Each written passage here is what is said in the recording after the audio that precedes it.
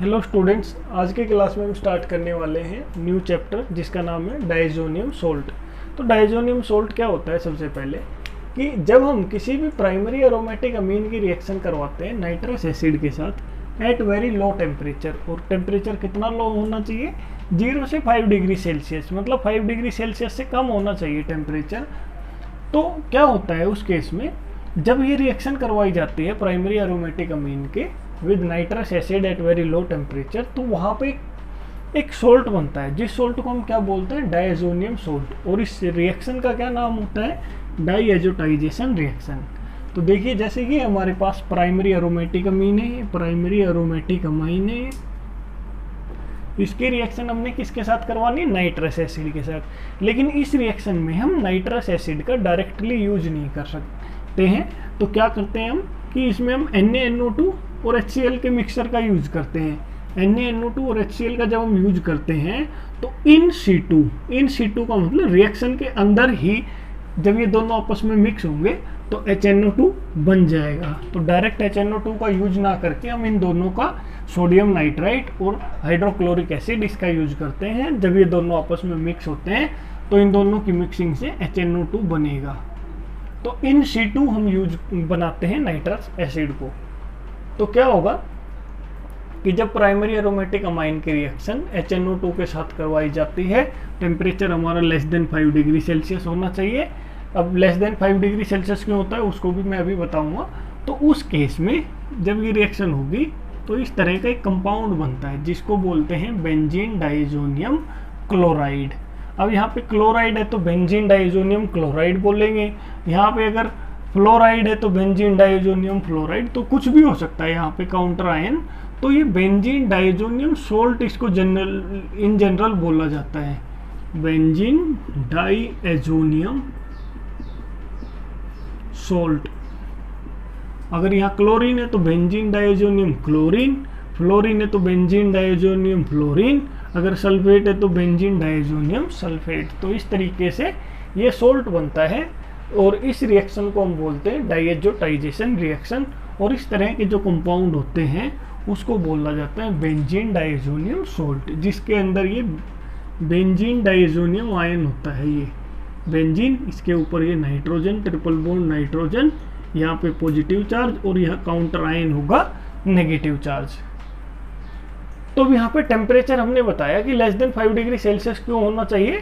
तो अगर टेम्परेचर हमारा ग्रेटर देन 5 डिग्री सेल्सियस होगा तो उस केस के अंदर ये नाइट्रोजन गैस यहाँ से निकल जाएगी, ये N2 गैस यहाँ से निकल जाएगी और इसकी जगह क्या आ जाएगा? OH। तो ये फिनोल हमारा वहाँ पे बन जाएगा। इस तरीके से ये जो N2 ये पॉजिटिव है ये यहाँ से निकल जाएगा और हमारे पास यहाँ पे क्या आ जाएगा? OH, फेनोल बन जाएगा। जैसे एल्कोहल, ये हमारे अरोमेटिक डाइज़ोनियम सोल्ट है। जब एलिफेटिक डाइज़ोनियम सोल्ट होते हैं तो उस केस में भी ये नाइट्रोजन यहाँ से निकल जाती है और एल्कोहल हमारा बनता है, जिसको हम अभी आगे देखेंगे। तो temperature less than 5 degree Celsius होना चाहिए तभी ये सोल्ट बनते हैं। अगर टेम्परेचर 5 डिग्री सेल्सियस से ज़्यादा होगा तो फेनोल बनेगा, इस टाइप का सोल्ट नहीं बनेगा। सोल्ट तो बनता है लेकिन टेम्परेचर ज़्यादा होने की वजह से वो सोल्ट डिकम्पोज हो जाता है और उससे हमें फेनोल मिल जाता है।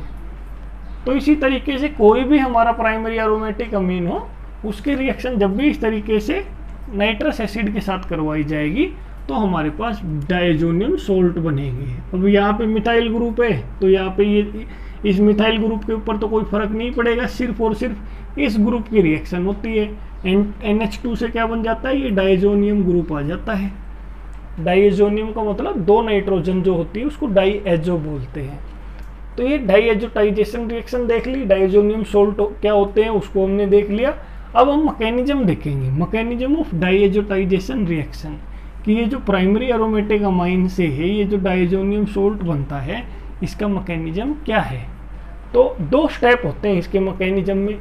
ये एक इलेक्ट्रोफिलिक सब्स्टिट्यूशन रिएक्शन है।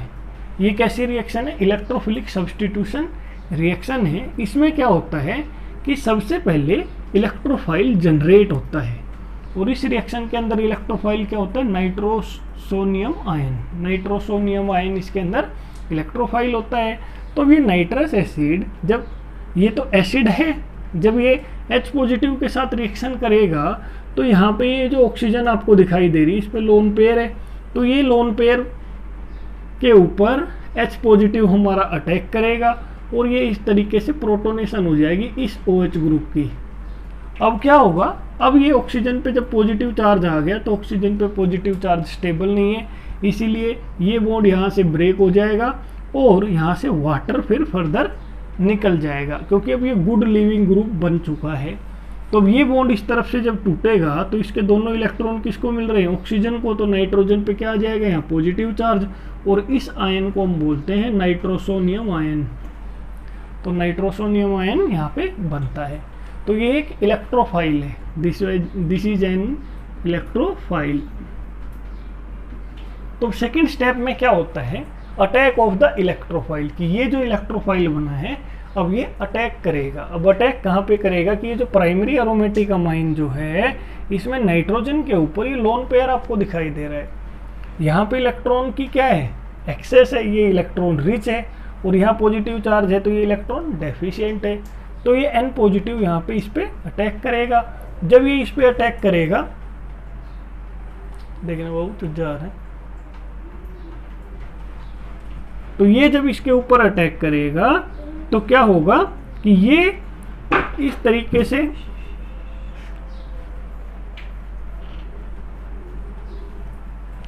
इसको ले जा, तेरे मामा वीडियो बना रहे हैं, ये आवाज करती है ना। तो जब ये इसके ऊपर अटैक करेगा तो ये लोन पेयर इसको मिल जाएगा। अब ये लोन पेयर जब इसको मिलेगा तो यहाँ से लोन पेयर इसका यूज हुआ है तो इसके ऊपर पॉजिटिव चार्ज आया, इस नाइट्रोजन ने लोन पेयर ले लिया तो इसका पॉजिटिव चार्ज यहाँ पे खत्म हो गया है कि ये लोन पेयर ने इधर अटैक किया है इस पे, तो इसका पॉजिटिव चार्ज तो खत्म हो गया है, लेकिन ये लोन पेयर बॉन्ड बनाने में काम आया है, तो इसीलिए यहाँ पे पॉजिटिव चार्ज आ गया इस नाइट्रोजन का, क्योंकि इसका लोन पेयर अब यूज हो गया है। अब इस नाइट्रोजन पे पॉजिटिव चार्ज स्टेबल नहीं है, अब इस पॉजिटिव चार्ज को ख़त्म करने के लिए क्या होगा कि यहाँ से एक बॉन्ड ब्रेक हो जाएगा नाइट्रोजन और हाइड्रोजन का, और इस बॉन्ड के दोनों इलेक्ट्रॉन किसको मिलेंगे, नाइट्रोजन को, इसीलिए यहाँ से पॉजिटिव चार्ज भी खत्म हो जाए। तो इस तरीके से एक कंपाउंड बनता है जिसको हम बोलते हैं एन नाइट्रोसो अमाइन, की एन के ऊपर ये नाइट्रोसो ग्रुप जुड़ा हुआ है और ये हमारी अमाइन है, तो एन नाइट्रोसो अमाइन यहाँ पे बनता है। तो अब क्या होगा कि ये जो एन नाइट्रोसो अमाइन है तो यहाँ पे क्या होगा, टोटोमराइजेशन हो जाएगा। टोटोमराइजेशन का मतलब क्या होगा, यहाँ से ये बॉन्ड इधर जाएगा और ये बॉन्ड इधर जाएगा। टोटोमेरिज्म का मतलब क्या होता है, 1,3 हाइड्रोजन शिफ्ट, 1,3 हाइड्रोजन शिफ्ट, कि ये नाइट्रोजन से इस एटम को 1, 2, 3 कि हाइड्रोजन का एक एटम यहाँ से एक एटम से थर्ड वाले एटम पे चला जाए, 1, 2, 3, यहाँ से हाइड्रोजन हटके यहाँ से थर्ड वाले एटम पे पहुँच जाएगा। कैसे, यहाँ से ये हाइड्रोजन ये बॉन्ड इधर गया और ये बॉन्ड इस तरीके से इधर गया और हाइड्रोजन यहाँ से हटके इस ऑक्सीजन के साथ जुड़ गया। तो यहाँ पे क्या दिखाई दे रहा है अब आपको कि इस नाइट्रोजन और इसके बीच में ये डबल बॉन्ड आ गया है और यहाँ नाइट्रोजन के ऊपर ये लोन पेयर है, और ये डबल बॉन्ड जब इधर गया था तो ऑक्सीजन पे नेगेटिव चार्ज आया, यहाँ से H पॉजिटिव आया तो ये OH ग्रुप बन गया यहाँ पे। तो ये बेंजीन डाईएजो हाइड्रोक्साइड बोलते हैं इसको, बेंजीन डाईएजो हाइड्रोक्साइड इस कंपाउंड को। अब क्या होगा कि रिएक्शन किसके साथ हो रही है, एसिड के साथ, नाइट्रस एसिड के साथ। तो अब ये नाइट्रस एसिड का ये जो H पॉजिटिव है ये इस OH को प्रोटोनेट कर देगा। ये OH है, इसके पास लोन पेयर है, तो क्या होगा इस OH को ये प्रोटोनेट कर देगा, OH2 पॉजिटिव बन जाएगा। अब ये OH2 पॉजिटिव बन गया तो अब ये गुड लिविंग ग्रुप में कन्वर्ट हो गया।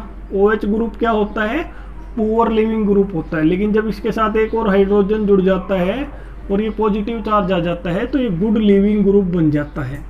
अब ये इजीली निकल सकता है, तो यहाँ से ये बॉन्ड इधर ब्रेक होगा और इस बॉन्ड के दोनों इलेक्ट्रॉन किसको मिलेंगे, ऑक्सीजन को, और ये यहाँ से इजीली निकल जाएगा और ये बॉन्ड इधर आएगा और ये इधर से जाएगा।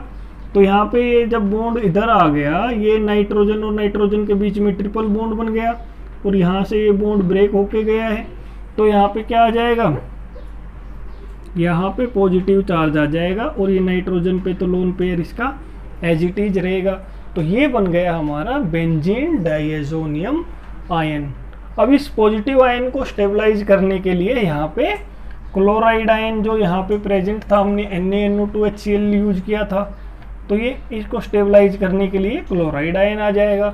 इस ओवरऑल इस कंपाउंड का नाम क्या होगा, बेंजीन डाइएजोनियम क्लोराइड। ये क्लोराइड है तो इधर इसका नाम क्या हो जाएगा, बेंजीन डाइएजोनियम क्लोराइड। तो ये मैकेनिज्म है डाइएजोटाइजेशन रिएक्शन का, 2 स्टेप का एक इजी मैकेनिज्म है। इलेक्ट्रोफिलिक सब्स्टिट्यूशन रिएक्शन होती है इसके अंदर।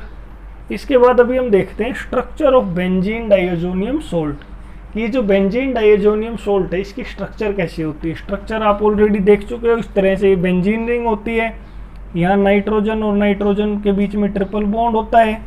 अब ये वाले नाइट्रोजन के यहाँ पे देखोगे तो 4 वैलेंसी है, 3 बॉन्ड तो ये, एक ये। जब नाइट्रोजन की 4 वैलेंसी होती है तो नाइट्रोजन एटम पे पॉजिटिव चार्ज आ जाता है। इधर नाइट्रोजन की 3 ही वैलेंसी है तो ये न्यूट्रल है, ये इसका लोन पेयर है। इस पॉजिटिव चार्ज को स्टेबलाइज करने के लिए यहाँ पे कोई नेगेटिव आयन होगा, मोनोवैलेंट नेगेटिव आयन यहाँ पे प्रेजेंट रहेगा। तो ये स्ट्रक्चर होती है बेंजीन डाइएजोनियम सोल्ट की। इसी स्ट्रक्चर के बेस पे हम जितनी भी रिएक्शन होती है बेंजीन डाइएजोनियम सोल्ट्स की उसको हम एक्सप्लेन कर सकते हैं। इसके बाद अभी हम देखते हैं स्टेबिलिटी ऑफ डाइएजोनियम सोल्ट। अभी जो हमने देखा है ये बेंजीन डाइएजोनियम सोल्ट, ये एरोमेटिक डाइएजोनियम सोल्ट है। एरोमेटिक डाइएजोनियम सोल्ट मतलब ये जो डाइएजो जो आयन है ये बेंजीन रिंग के साथ जुड़ा हुआ है। तो एक तो हमारे पास एरोमेटिक डाइएजोनियम सोल्ट होते हैं और एक एलिफेटिक डाइएजोनियम सोल्ट होते हैं। दोनों में डिफरेंस क्या है, यहाँ तो ये जो डाइएजो ग्रुप है ये बेंजीन रिंग के साथ जुड़ा हुआ है जो एरोमेटिक है, और एलिफेटिक डाइएजोनियम सोल्ट में क्या होता है कि ये जो डाइएजो ग्रुप है ये एलिफेटिक ग्रुप एल्काइल ग्रुप के साथ जुड़ा रहता है। ये एलिफेटिक एल्काइल ग्रुप है और ये हमारा एरोमेटिक अराइल ग्रुप है। तो जब हम कंपेयर करते हैं एलिफेटिक डाइएजोनियम सोल्ट को और एरोमेटिक डाइएजोनियम सोल्ट को, तो उस केस में हम क्या देखते हैं कि जो एरोमेटिक डाइएजोनियम सोल्ट होते हैं वो स्टेबल होते हैं, लेकिन एलिफेटिक डाइएजोनियम सोल्ट जो होते हैं वो अनस्टेबल होते हैं। वो जैसे ही बनते हैं तो वो डिकम्पोज हो जाते हैं और उनसे हमें एल्कोहल ऑब्टेन होता है कि ये हमारे एलिफेटिक डाइएजोनियम सोल्ट हैं, ये स्टेबल नहीं होते हैं।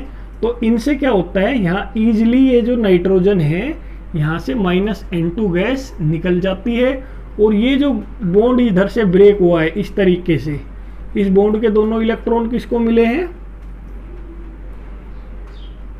ये जो बॉन्ड है इसके दोनों इलेक्ट्रॉन मिले नाइट्रोजन को।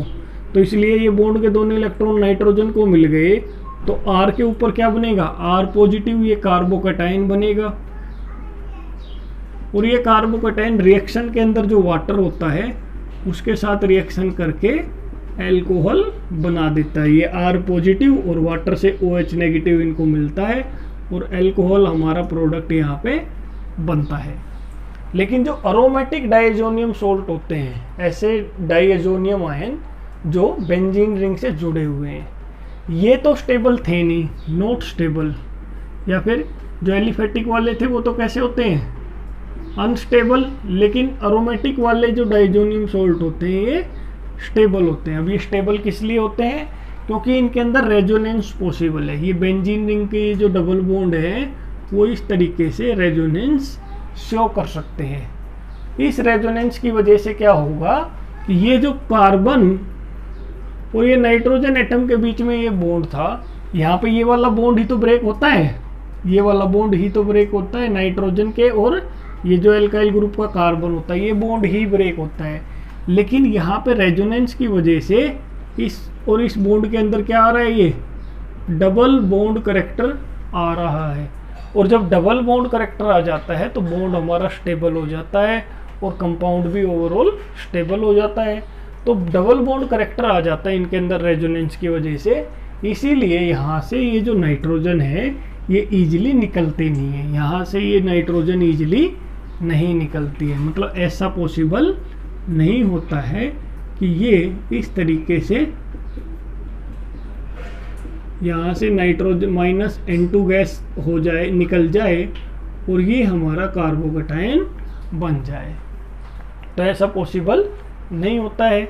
इसीलिए हमारे एरोमेटिक डाइज़ोनियम सॉल्ट ज़्यादा स्टेबल होते हैं as compare to aliphatic diazonium salt. इसके बाद अभी हम रिएक्शन देखते हैं, chemical reaction of diazonium salts. तो सबसे पहली जो केमिकल रिएक्शन है वो है रिप्लेसमेंट रिएक्शंस, डाइज़ोनियम सॉल्ट्स की रिप्लेसमेंट रिएक्शंस, जिसमें क्या होता है कि ये जो डाइज़ोनियम सॉल्ट है इसकी जगह कोई दूसरा ग्रुप आ जाता है। ये जो डाइएजो ग्रुप लगा हुआ है इसको रिप्लेस करके कोई दूसरा ग्रुप हम लगा देते हैं, कि जैसे ये हमारा डाइएजोनियम बेंजीन डाइएजोनियम क्लोराइड है और ये रिएक्शन करे किसी ग्रुप G से और यहाँ पे ये ग्रुप G आ जाए और N2 गैस हमारी बाहर निकल जाए। तो ये होती है रिप्लेसमेंट रिएक्शन, जिसमें ये वाला जो ग्रुप है इसको हम हटा के कोई दूसरा ग्रुप लगा देते हैं। तो रिप्लेसमेंट रिएक्शन बहुत सारी होती है डाइज़ोनियम सॉल्ट्स की। तो पहले कुछ नेम रिएक्शन देख लेते हैं। तो पहली नेम रिएक्शन है सैंडमेयर रिएक्शन। अब सैंडमेयर रिएक्शन क्या होती है कि जब भी बेंजीन डाइज़ोनियम क्लोराइड को या किसी भी बेंजीन डाइज़ोनियम सॉल्ट को क्यूप्रस क्लोराइड और हाइड्रोक्लोरिक एसिड की प्रेजेंस में रिएक्ट करवाते हैं, तो यहाँ से जो क्लोरीन होती है वो इस डाइएजो ग्रुप को रिप्लेस कर देती है और ये बेंजीन क्लोराइड बन जाएगा यहाँ पे। अब अगर क्यूप्रस ब्रोमाइड और हाइड्रोजन ब्रोमाइड के साथ रिएक्शन करवाएंगे तो यहाँ पे इस डाइएजो ग्रुप की जगह क्या आ जाएगा, ये ब्रोमीन आ जाएगा, तो ये ब्रोमोबेंजीन बन जाएगा यहाँ पे। तो ये है Sandmeyer reaction, reaction of the benzene diazonium salt with cuprous chloride in the presence of HCl is called Sandmeyer reaction. ये क्यूप्रस क्लोराइड भी हो सकती है, क्यूप्रस ब्रोमाइड भी। तो क्लोरोबेंजीन बना सकते हैं और ब्रोमोबेंजीन बना सकते हैं। इसके बाद है गेटरमैन रिएक्शन। गेटरमैन रिएक्शन में क्या होता है कि जो बेंजीन डाइज़ोनियम सॉल्ट है, यहाँ पे हमने बेंजीन डाइज़ोनियम सॉल्ट का ले रखा है बेंजीन डाइज़ोनियम क्लोराइड। तो इसमें क्या होता है, सैंडमेयर रिएक्शन और गेटरमैन रिएक्शन में सिर्फ डिफरेंस ये है, इसमें क्यूप्रस क्लोराइड लेते हैं, यहाँ पे हम डायरेक्ट कॉपर मेटल का यूज करते हैं। तो कॉपर और HCl का जब रिएक्शन करवाएंगे बेंजीन डाइज़ोनियम क्लोराइड के साथ, तो ये जो क्लोरीन है ये इस डाइज़ोनियम ग्रुप को यहाँ से हटा के यहाँ पे आ। तो अगर हम बेंजीन डाइज़ोनियम सॉल्ट की रिएक्शन कॉपर की प्रेजेंस में करवाते हैं हाइड्रोजन ब्रोमाइड के साथ, तो वहाँ पे ये ब्रोमीन आ जाएगी, ये ब्रोमीन यहाँ पे आ जाएगी। तो दोनों रिएक्शन के अंदर आपको डिफरेंस देखना है। सैंडमेयर रिएक्शन में हम क्यूप्रस क्लोराइड की रिएक्शन करवाते हैं हाइड्रोजन हेलाइड के साथ, चाहे वो हाइड्रोजन क्लोराइड हो चाहे वो हाइड्रोजन ब्रोमाइड। गेटरमैन रिएक्शन में कॉपर मेटल का यूज करते हैं इन the presence of hydrogen chloride और हाइड्रोजन ब्रोमाइड। HCl लिया है तो यहाँ पे Cl आएगा, HBr लिया तो यहाँ पे Br आएगा, और ये नाइट्रोजन गैस यहाँ पे हर एक रिएक्शन में निकलेगी जैसा कि यहाँ पे बताया है। इसके बाद है रिएक्शन विद पोटासियम आयोडाइड। देखो क्लोरोबेंजीन और ब्रोमोबेंजीन तो हम इन दोनों रिएक्शन का यूज करके हम बना सकते हैं।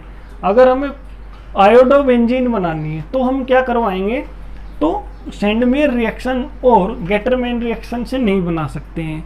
इसके लिए हमें क्या करना पड़ता है, यहाँ पे ऐसा नहीं है कि हमने कॉपर आयोडाइड और HI ले लिया तो यहाँ पे आयोडीन आ जाएगा, तो ऐसा नहीं होता है।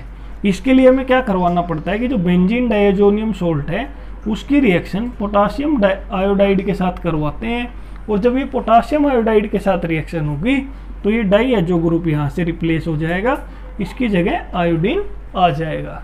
तो पोटासियम आयोडाइड के साथ इसको हीट करना पड़ता है बेंजीन डाइज़ोनियम सॉल्ट को, तो यहाँ पे जब आयोडोबेंजीन बन जाती है। अगर फ्लोरोबेंजीन बनाना है तो क्या होगा, उसके लिए हमें नेम रिएक्शन पढ़नी होती है। उस नेम रिएक्शन का नाम है बेल्स-स्कीमैन रिएक्शन। बेल्स-स्कीमैन रिएक्शन में हम क्या करवाते हैं, ये रिएक्शन करवाते हैं हम बेंजीन डाइज़ोनियम सॉल्ट जो होता है उसकी रिएक्शन करवाते हैं हम टेट्राफ्लोरोबोरिक एसिड के साथ। ये बेंजीन डायजोनियम सोल्ट है, इसकी रिएक्शन किसके साथ करवाइए, टेट्राफ्लोरोबोरिक एसिड। तो टेट्राफ्लोरोबोरिक एसिड के साथ जब ये रिएक्शन करवाई जाती है तो पहले क्या होता है, यहाँ से HCl माइनस हो जाता है, माइनस में यहाँ पे HCl हो जाएगा, माइनस HCl, यहाँ से ये Cl निकलेगा, यहाँ से H निकलेगा, और इस पॉजिटिव चार्ज को स्टेबलाइज करने के लिए BF4 ये नेगेटिव यहाँ पे आ जाता है। तो ये टेट्राफ्लोरोबोरेट बेंजीन डायजोनियम टेट्राफ्लोरोबोरेट बन जाता है।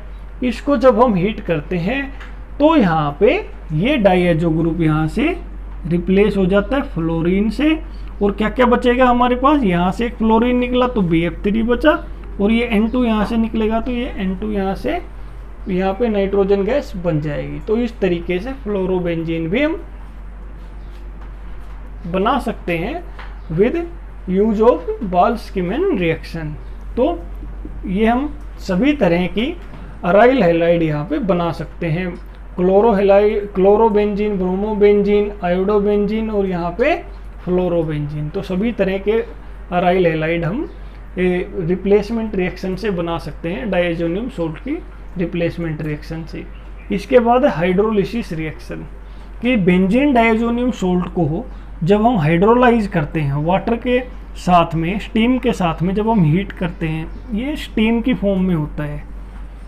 तो बेंजीन डायजोनियम सोल्ट की रिएक्शन जब स्टीम के साथ करवाते हैं तो ये ग्रुप हट जाता है हमारा डायजो ग्रुप, और इसकी जगह हाइड्रोक्साइड ग्रुप आ जाता है। तो कहने का मतलब हमारे पास क्या बन जाता है, फिनोल हमारे पास बन जाता है। इसके बाद है रिडक्शन रिएक्शन, कि डायजोनियम सोल्ट को हम रिड्यूस करते हैं। तो बेंजीन डायजोनियम सोल्ट की रिएक्शन जब हाइपोफॉस्फोरस एसिड के साथ करवाते हैं, H3PO2 के साथ, तो ये बेंजीन डायजोनियम सोल्ट की रिडक्शन से हमारे पास क्या बन जाता है, बेंजीन। ये पूरा ग्रुप ऊपर से हट जाता है और इसकी जगह ये हाइड्रोजन आ जाता है, ये बेंजीन हमारे पास बन जाती है। और ये इधर क्या बनता है, फॉस्फोरस एसिड बनता है, और ये नाइट्रोजन गैस यहाँ पे निकलती है।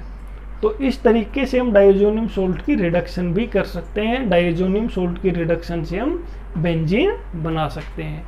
तो ये सभी अब रिएक्शंस हमने देखी है, रिप्लेसमेंट रिएक्शंस, कि जहाँ पे डायजोनियम सोल्ट को, ये जो डायजोनियम ग्रुप है, इसको रिप्लेस करके किसी दूसरे ग्रुप को लगा दिया जाता है। इसके बाद नेक्स्ट रिएक्शन जो अभी हम देखने वाले हैं वो है रिप्लेसमेंट विद नाइट्रो ग्रुप, कि ये जो बेंजीन डायजोनियम सोल्ट होते हैं इनकी रिप्लेसमेंट रिएक्शन हम यहाँ पे देख रहे हैं। कि अगर हम बेंजीन डायजोनियम सोल्ट है हमारे पास कोई, उसकी रिएक्शन अगर सोडियम नाइट्रेट के साथ इन the presence of cuprous ion अगर हम करवाते हैं तो क्या होगा, यहाँ से ये जो नाइट्राइट आयन है ये या इस ग्रुप को रिप्लेस कर देगा और ये हमारे पास नाइट्रोबेंजीन बन जाएगा, और साथ में यहाँ से नाइट्रोजन गैस रिलीज होगी। इसके बाद है replacement by cyano group. Cyano group में क्या होता है, जब बेंजीन डायजोनियम सोल्ट की रिएक्शन हम क्यूप्रस साइनाइड के साथ करवा देते हैं तो इसमें भी सेम यही होगा कि ये डाइएजो ग्रुप यहाँ से रिमूव होगा, उसकी जगह ये CN आ जाएगा और नाइट्रोजन गैस यहाँ से रिलीज हो जाएगी।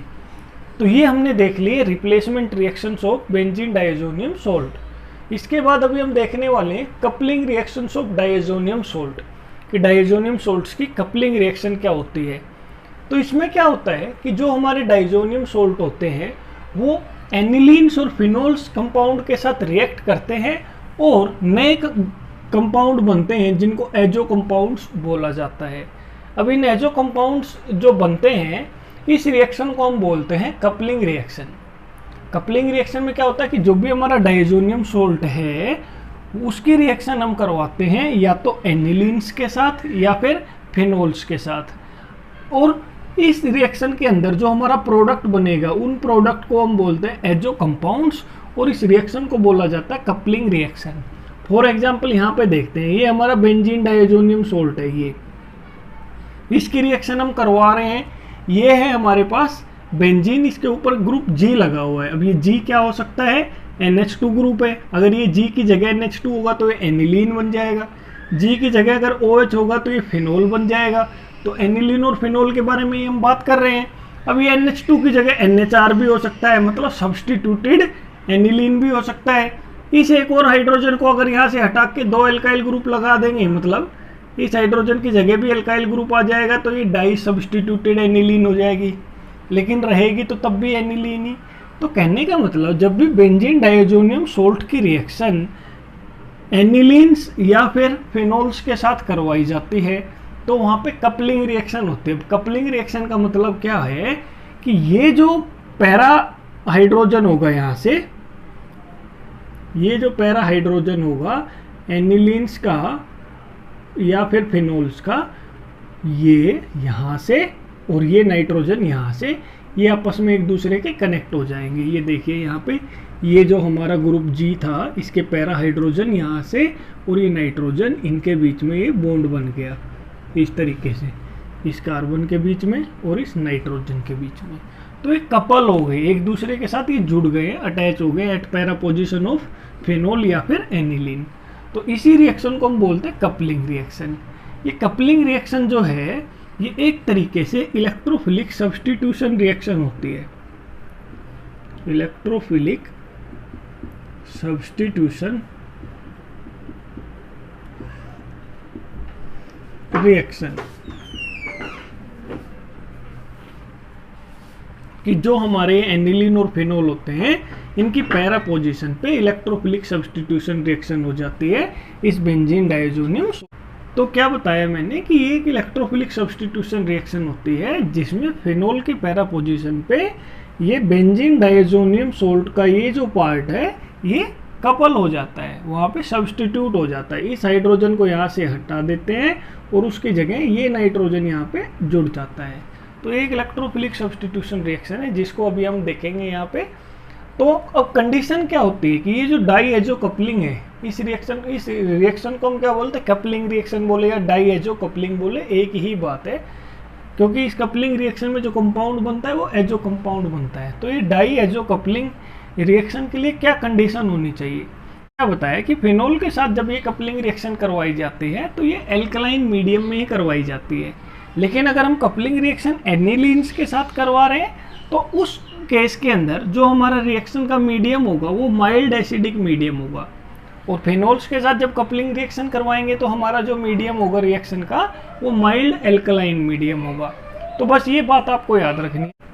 तो इसमें क्या होगा कि ये जो फिनोल है हमारा, इसकी पैरा पोजीशन पे ये जो एजो ग्रुप है इसकी कपलिंग हो जाएगी इस तरीके से। ये पैरा पोजीशन पे ये इस तरीके से इधर अटैक होता है और ये जो ये इधर अटैक होता है इसके ऊपर, और ये जो ट्रिपल बॉन्ड होता है ये इधर निकल जाता है, ये इसके ऊपर आ जाता है, शिफ्ट हो जाता है नाइट्रोजन पॉजिटिव पे, तो ये चार्ज न्यूट्रलाइज हो जाता है और इस तरीके से नाइट्रोजन डबल बॉन्ड नाइट्रोजन ये ग्रुप यहाँ पे आ जाता है पैरा पोजीशन पे। ये फिनोल जो था इसकी पैरा पोजीशन के ऊपर ये अटैच हो गया।